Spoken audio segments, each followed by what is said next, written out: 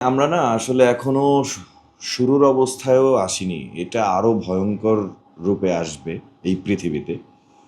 So এইটা তখন মানুষজন ওভাবেই ওটার সাথে মার্চ করে নিবে। ওটা আলাদা বা বোঝাই যাবে এই জিনিসগুলো ডিপ ফেক যে বিষয়গুলো। এগুলোর উপর রিয়েলিটি শোও আছে। আমি শোও দেখেছি। খুবই কাছাকাছি কিন্তু তারপরও বোঝা যায়। এগুলো থাকে এরকম কিছু মানুষ এই পৃথিবীতে থাকে। তো সবকিছু নিয়ে আসলে পৃথিবী চলবে না। পৃথিবী যেভাবে পৃথিবীর নিয়মেই চলবে। আ সংখ্যাটা একটু বাড়াতে হবে। দুই দিকের সংখ্যাই তো ২ রকম। সো ভালোর সংখ্যাটা যদি বেশি হয় তখন ভালোর জয় হবে। আবার যদি খারাপের সংখ্যা বেশি হয় তখন খারাপের জয় হয়। সো আমরা ট্রাই করে যাচ্ছি যে ভালোর সংখ্যা যেন বেশি হয় যাতে করে ভালোর জয় হয় চারিদিকে। আমি ওই সিনেমা, নাটক, ওটিটি এরকম ভাগ করে দেখি না আসলে। কাজ হিসেবে দেখি।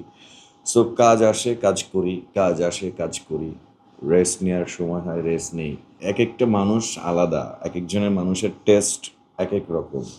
সো কারো কাছে আম ভালো লাগে, কারো কাছে কাঁঠাল ভালো লাগে।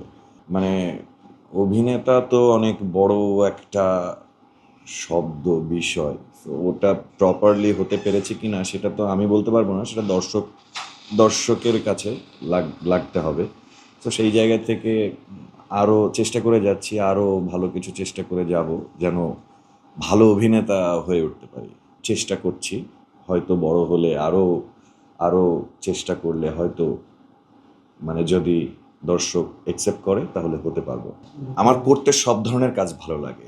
দেখতে কিছু কাজ ভালো লাগে কিন্তু করতে আসলে সব কাজ ভালো লাগে। যেমন হরর দেখতে আমার ভালো লাগে না।